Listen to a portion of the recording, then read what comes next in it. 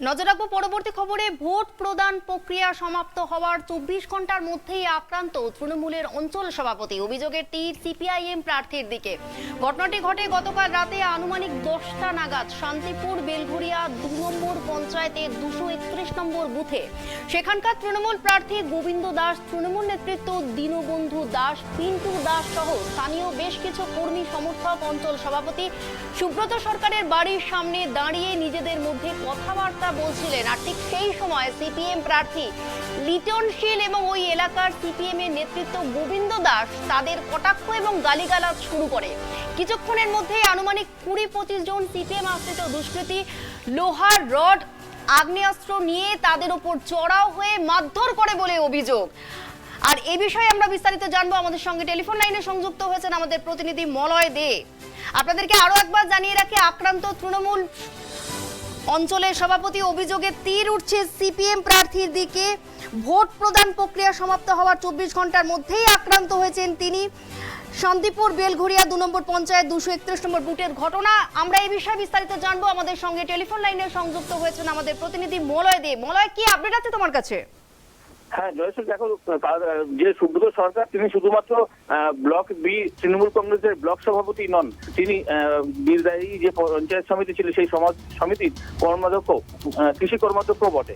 তিনি তার অভিযোগ যে তিনি গতকালকে বাড়ির সামনে দাঁড়িয়ে কর্মী সমর্থকদের সঙ্গে আলোচনা করছিলেন যে নির্বাচনী এজেন্ট, পোলিং এজেন্ট কে হবে বা তারা জয়ের উচ্ছ্বাস করছিলেন, মানে আগাম আলোচনা করছিলেন। এইরকমই সময়ে অন্যদিকে থাকা সিপিআইএম যারা কর্মী সমর্থক আছে তারা তাদেরকে কটাক্ষ করতে থাকে এবং সেখানে বচসাটা শুরু হয় এবং কিছুক্ষণের মধ্যে ধারালো অস্ত্র, রড, এই ধরনের বিভিন্ন রকম আক্রমণাত্মক জিনিসপত্র নিয়ে তারা তাদের উপরে চড়াও হয় এবং ওখানেই রক্তাক্ত অবস্থায় সুব্রত সরকার এবং তার তৃণমূল কর্মী তারা দুজন আহত হওয়ার পরে শান্তিপুর স্টেট জেনারেল হাসপাতালে নিয়ে যাওয়া হয়। যদিও এই ঘটনার পরিপ্রেক্ষিতে সিপিআইএম, আমরা জানতে চেয়েছি সিপিআইএম যে এরিয়া কমিটি আছে, ফুলিয়া এরিয়া কমিটি, তার যে সম্পাদক অনুপ ঘোষের কাছে, তিনি বলেছেন এটা হবে হয়তো তাদেরই গোষ্ঠীদ্বন্দ্ব, তবে আমাদের ক্ষেত্রে এরকম নয়। বচসা একবার হয়েছিল বটে, কিন্তু সেটা এত মারাত্মক জায়গায় যায়নি যে তার জন্য এই রক্তাক্ত হতে হবে। এটা খোঁজ নিয়ে দেখা যাবে পরবর্তীকালে ওদেরই গোষ্ঠীদ্বন্দ্ব। অর্থাৎ সিপিএম এর তরফ থেকে বলা হচ্ছে যে এটি তৃণমূলের গোষ্ঠী কোন্দল, কিন্তু তৃণমূলের যারা শীর্ষ নেতৃত্ব তারা কি বলছেন? তারা বলছে যে এখানে তো ঘটনা একদম প্রকাশ্যে যিনি অনুপ ঘোষ তিনি স্বীকারই করেছেন যে তার সঙ্গে প্রথমে সিপিএম এর বচসা বাঁধে। তার সঙ্গে প্রথম যখন বচসা বাঁধলো, দ্বিতীয়বার তৃণমূল কি করে এসে তাকে মেরে গেল।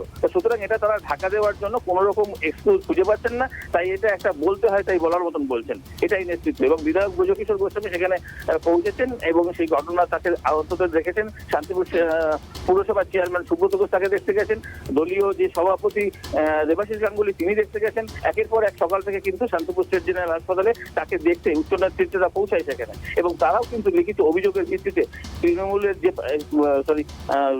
সিপিএম প্রার্থীর বিরুদ্ধে যে সেই প্রার্থীর বিরুদ্ধে যে অভিযোগ তাকে গ্রেফতারের দাবি জানিয়েছেন তারা। দুপক্ষের মধ্যে থেকে কোনো লিখিত অভিযোগ পুলিশের কাছে দায়ের করা হয়েছে? কোনো আপডেট আছে তোমার কাছে? এখনো পর্যন্ত শাসক দলের পক্ষ থেকে লিখিত অভিযোগ জানানো হয়েছে এবং সুব্রত সরকার যিনি প্রহত হয়েছেন ব্লক বি তৃণমূল কংগ্রেসের সভাপতি, তিনি এই অভিযোগটা করেছেন ওখানকার প্রার্থী সিপিআইএম এর প্রার্থীর বিরুদ্ধে এবং তার কিছু সিপিআইএম কর্মী সমর্থকদের বিরুদ্ধে। অসংখ্য ধন্যবাদ মলয় তোমাকে, যেমনটা আমাদের প্রতিনিধি জানালেন। ভোট প্রক্রিয়া সমাপ্ত হওয়ার 24 ঘন্টার মধ্যে এখনো অশান্তির রেশ কাটেনি। আক্রান্ত তৃণমূলের অঞ্চল সভাপতি এবং অভিযোগের তীর উঠেছে সিপিআইএম প্রার্থীর দিকে। ঘটনাটি ঘটেছে ঠিক গতকাল রাতে 10টার সময় শান্তিপুর বেলঘরিয়া 2 নম্বর পঞ্চায়েতের 231 নম্বর বুথের ঘটনা, যেখানে বচসায় জড়িয়ে পড়ে দুপক্ষ। 10টার সময় বাড়ির সামনে দাঁড়িয়েছিলাম, বাড়ির সামনের মোড় আমাদের দলের কর্মীরা ছিল, সবাই আমি দাঁড়ালাম, ওরা গল্প করছিল, আমিও ছিলাম। রাজনৈতিক আলোচনা, কাউন্টিং এজেন্টকে হবে, গিয়ে যাচ্ছে, কী পরিস্থিতি সার্বিক, এগুলো আমি সারা ব্লক জুড়ে পরিকল্পনা করে দলের সভাপতি বাড়িতে ফিরে ওদের সাথেও কথা বলছিলাম। ইতিমধ্যে খবর বিভিন্ন কর্মীদের সিপিএম আশ্রিত দুষ্কৃতীরা বা সিপিএমের যে প্রার্থী হয়েছে লিটনশীল হুমকি দামকে করছিল আমাদের তৃণমূল কংগ্রেসের বয়স্ক লোক, নানান জনকে নানান রকম কথা, মাঠে দিলে লোকও নানান কথা। কিন্তু আলোচনা হতে হতে হঠাৎ খবর পাই আমি দাঁড়িয়ে আছি, আমরা আমরা সবাই দাঁড়িয়ে আছি, হঠাৎ লাঠি সোটা নিয়ে আগ্নেয়াস্ত্র সহ সবাই প্রার্থীও ছিল? হ্যাঁ, সিপিএমের প্রার্থী লিটন ছিল নিজে। আমাকে আমাকে যে আঘাত করেছে লোহার রড দিয়ে, লিটন ছিল নিজে। আর সাথে কতজন ছিল? সাথে আরও 25-30 জন তো অবশ্যই ছিল। আর আপনারা কতজন ছিলেন? আমরা 10-12 জন ছিলাম। তাহলে কি প্রতিহত করা যায়নি যে? আমরা তো গল্প করছিলাম, গল্পের ছলে সবাই হাসে আমরা জিতবো, আমাদের এজেন্ট হবে, এরকম নানান রকম যেটা হয়ে থাকে রাজনৈতিক কর্মীরা নেতৃত্ব এক জায়গায় হলে নানান রকম হয়। আমরা আমাদের মতো ছিলাম, আমরা তো কোনো উদ্দেশ্যও নেই আমাদের গণ্ডগোল করার বা করবো না সেটা করবো না। সেইভাবে হঠাৎ করে আগিয়ে এসে এলো পাথারি মার ছত্রভঙ্গ, যে যার মতো ছত্রভঙ্গ হয়ে গেল। আমার সাথে আমাদের এই কর্মী ছিল ও আরও লোকজন ছিল, আমাদের তো ঠেকানোর মতো পরিস্থিতি ছিল না। তৎসঙ্গে লিটন ছিল সহ আরও ছিল গোবিন্দ দাস, সবাই আমার উপরে প্রাণঘাতী হামলা, পুরো আমার মাথাটাকে টার্গেট করে প্রাণঘাতী হামলা। আমি হাত দিয়ে ঠেকিয়েছি, সঙ্গে সঙ্গে লোকজন গ্রামবাসী সব হই হুল্লোড় বেঁধে গেল, এক জায়গায় হয়ে গেল। তখন ওরা যার যার মতো পালিয়েছে।